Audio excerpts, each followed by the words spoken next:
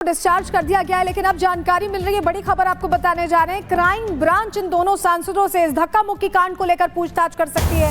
ये बड़ी खबर आपके सामने रख रहे हैं। राहुल गांधी के खिलाफ देखिए ये पूरा मामला, शिकायत पत्र दिया गया था और ऐसे में संसद परिसर में सांसदों से जो धक्का मुक्की हुई थी, दोनों सांसद क्योंकि डिस्चार्ज हो गए अस्पताल से, आरएमएल अस्पताल में भर्ती थे और ऐसे में अब जानकारी ये मिल रही है कि क्राइम ब्रांच मामले की जांच को आगे बढ़ाते हुए बयान भी दर्ज कर सकती है। ये बड़ा अपडेट इस पूरे मामले में।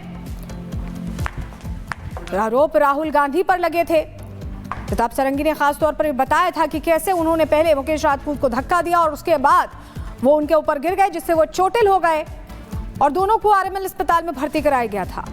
संसद परिसर के जस्ट बाहर ये धक्का मुक्की हुई थी। तो देखिए, धक्का मुक्की मामले को लेकर पूछताछ होगी और आपको ये बता दें कि लगातार जैसे पूछताछ होगी, कई खुलासे होने की उम्मीद है, सच्चाई सामने आने की उम्मीद है। और बता दें कि संसद में हाथापाई मामले में सूत्रों के हवाले से बड़ी जानकारी ये सामने आ रही है कि 23 दिसंबर को सांसदों के दर्ज हो सकते हैं बयान। ये जानकारी सामने आ रही है कि 23 दिसंबर को बयान दर्ज होंगे। आरएमएल अस्पताल जा सकती है क्राइम ब्रांच की टीम और टीम जो है पूछताछ करेगी। आरएमएल अस्पताल में भर्ती हैं प्रताप सारंगी, जिन्हें डिस्चार्ज कर दिया गया है। मुकेश राजपूत को भी डिस्चार्ज कर दिया गया है और आपको ये बता दें कि पूछताछ के बाद खुलासा होने की उम्मीद है।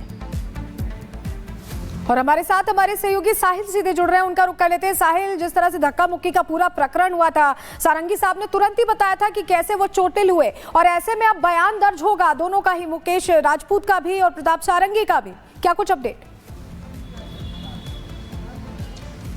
जी बिल्कुल, ताज़ा अपडेट ये है कि संसद धक्का मुक्की मामले दोनों सांसदों को आज आरएमएल हॉस्पिटल से सुबह के समय डिस्चार्ज कर दिया। हमारे डॉक्टर से बातचीत हुई तो उन्होंने बताया इनकी तबीयत में सुधार था, इसलिए उनको डिस्चार्ज किया गया। और दूसरी तरफ दिल्ली पुलिस के सोर्सेज हमारी ये जानकारी दे रहे हैं कि दिल्ली पुलिस की क्राइम ब्रांच जो है आज जिन दो सांसदों को हॉस्पिटल से डिस्चार्ज किया गया उनके बयान दर्ज कर सकती है। उन बयानों के आधार पर आगे की जो इन्वेस्टिगेशन है वो की जाएगी। लेकिन यहाँ से डिस्चार्ज होने के बाद दोनों सांसद अपने घर गए, किसी अन्य स्थान पर गए, वो फिलहाल अभी साफ नहीं हो पाए। लेकिन क्राइम ब्रांच की टीम जो इस मामले में जांच कर रही है।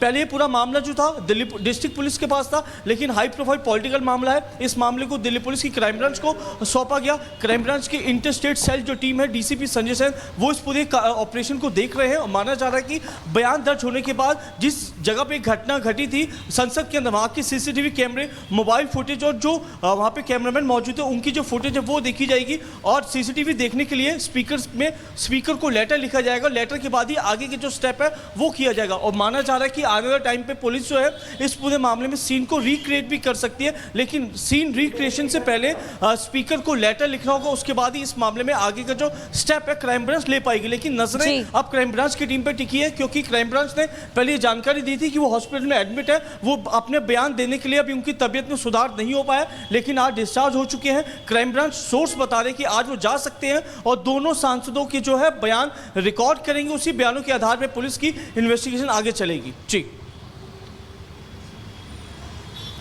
बिल्कुल साहिल, चलिए बहुत शुक्रिया आपका तमाम जानकारी के लिए।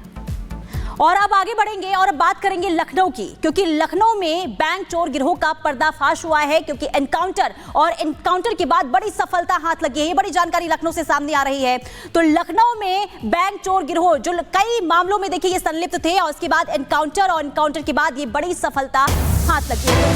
बड़ी जानकारी सामने आ रही है लखनऊ से। लखनऊ में बैंक चोर गिरोह का एनकाउंटर में एक बदमाश गिरफ्तार है, जबकि 2 फरार हैं। बदमाशों ने बैंक में सेंध लगाकर चोरी की थी। बैंक में सेंध लगाकर ग्राहकों के लॉकर से चोरी की गई थी। आपको यह भी बता दें कि 2 दिन पहले चिन्हट इलाके में इंडियन ओवरसीज बैंक में यह सेंधमारी इनकी तरफ से की गई थी। उसके बाद लगातार शिकायतें मिल रही थी और चोरों के 42 लॉकर काटकर चोरी की घटना को अंजाम दिया गया था। इसके बाद एनकाउंटर के बाद ये आपको बता दें कि एक को तो गिरफ्तार कर लिया गया है, बल्कि 2 अभी भी चोर फरार है, जिनकी तलाश में अभी भी पुलिस जुटी हुई है। तो बैंक चोर गिरोह का भांडाफोड़ हुआ है। ये सफलता भी कहे, क्योंकि लगातार चोरी की वारदातों को ये बेखौफ होकर अंजाम देते थे। ये 2 तस्वीरें आपको दिखा रहे हैं। लखनऊ में बैंक चोरी के जो मामले हैं वो लगातार बढ़ते हुए नजर आ रहे थे।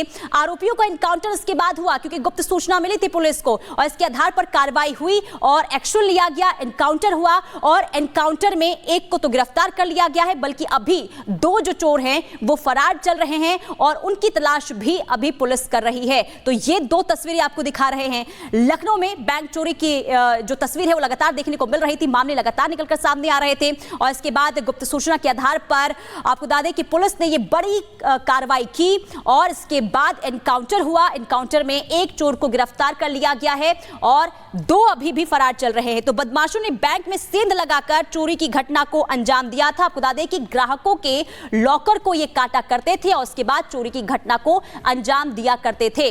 और जिस तरीके से लगातार वारदातें बढ़ रही थी, ये पुलिस के लिए भी बड़ी चुनौती थी इन बदमाशों तक पहुंचने के लिए, इन चोरों तक पहुंचने के लिए। लेकिन एक पुलिस ने जिस तरीके से पुलिस को गुप्त सूचना मिलती है और इसके बाद पुलिस इन बदमाशों तक पहुंचती है। एनकाउंटर के दौरान एक को तो गिरफ्तार करने में पुलिस सफलता हासिल कर पाती है, लेकिन 2 अभी भी फरार हो गए हैं और उनकी तलाश के लिए भी आपको बता दें कि चप्पे चप्पे पर निगरानी भी है और कई इलाकों की घेराबंदी भी कर ली गई है।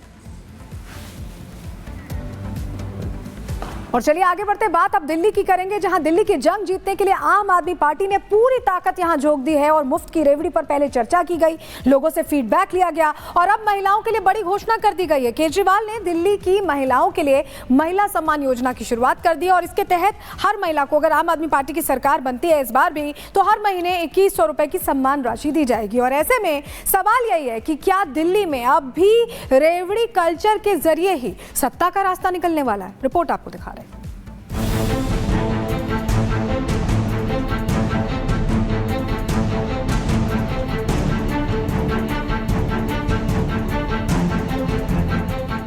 दिल्ली विधानसभा 2025 चुनाव को लेकर सियासी जंग अब चरम पर है। 10 जनवरी तक चुनावी कार्यक्रमों का भी ऐलान होने की संभावना है। पिछले 3 बार की तरह इस बार भी आम आदमी पार्टी और बीजेपी के बीच मुकाबला माना जा रहा है। हालांकि कांग्रेस ने इस बार दमदार तरीके से चुनाव लड़ने के संकेत देकर चुनाव को रोचक बना दिया है। सियासी आरोप प्रत्यारोप के बीच आप बीजेपी और कांग्रेस के नेता अपना अपना नैरेटिव गढ़ने में लगे हैं। दूसरी तरफ दिल्ली के मतदाताओं ने अभी तक इस मसले पर स्पष्ट संकेत नहीं दिए हैं। दिल्ली के मतदाता इस बार जल्दबाजी दिखाने के बदले संभवतः सियासी दलों को गहराई से टटोलने के मूड में हैं।